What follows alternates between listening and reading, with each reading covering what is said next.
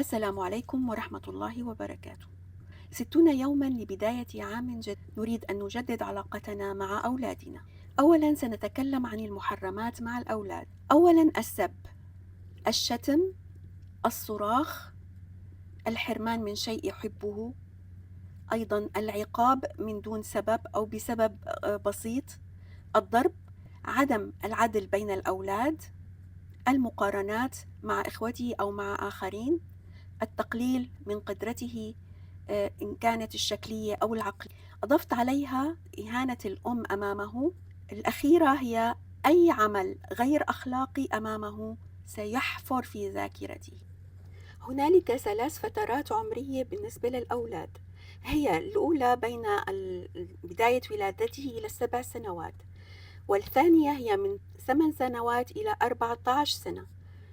المرحلة الثالثة هي من عمر 15 سنة إلى 21. هنالك مقولة لبعض السلف: لاعبه 7 أدبه 7 صاحبه 7.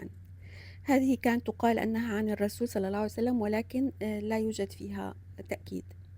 المرحلة الأولى يجب علينا أن نشاركه ألعابه، نعطيه الحضن والحنان والحب الكافيين، نكون معه في كل الأوقات، الدفء والحنان، نقترب من عقله، نجاريه في مرحه، نعلمه تعليم جميل بالابتسامة والمرح.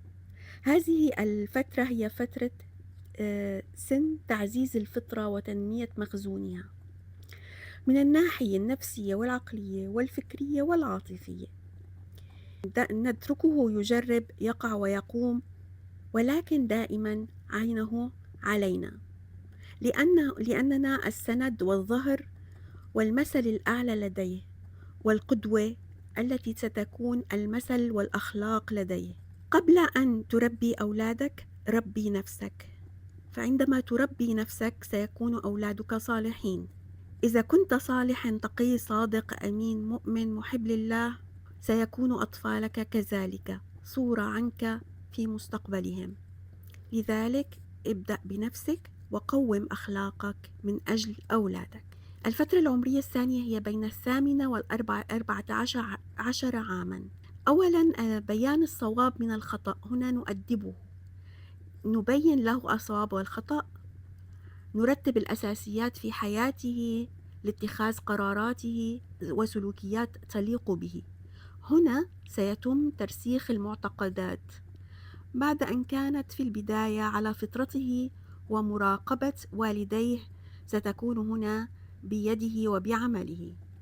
هنا يتم شرح لماذا هذا خطأ وهذا صواب، لماذا نفعل ولا نفعل، وكلها اجعلها على أساس الدين والخوف من الله، وليس على أساس العادات والعيب والمجتمع. قوم وأرشد، وجه وعلم وراقب من بعيد دون تجريح أو تسفيه. يكون الطفل في هذه المرحلة حساس جدا، لذلك كن لطيفا وحازم، عطوف وقاسي وقت اللزوم. راقب أصدقائه مع من يمضي وقته، قنن الملهيات التي حوله، وسع مداركه بالنقاش الدائم. المرحلة الثالثة وهي مرحلة من 15 إلى 21 عاما. هنا يكون مرحلة الرشد، مرحلة تبلور الشخصية، المرحلة التي تبين اهتماماته ومواهبه، وأصبح متزنا في تصرفاته. دائما كن قريبا منه، معينا له في كل أمر. كن الصديق الصدوق الذي لا يخذله أبدا. دعه يكن لك بكل أسراره، ويفصح أمامك عن كل مشاعره، يسر لك آلامه وآماله، ويأخذ برأيك، ويكون على يقين بأنك تحبه أكثر من نفسه، وأنك حريص عليه وعلى مستقبله. ولا تفرض عليه رأيك، اعرض رأيك وقل له هذا رأيي وأنت حر في قرارك. هذا الكلام للوالد والوالدة، فهما يؤثران كثيرا كثيرا في شخصية وآراء وتربية الأولاد، إن كان ولد أو بنت. ودمتم سالمين. السلام عليكم.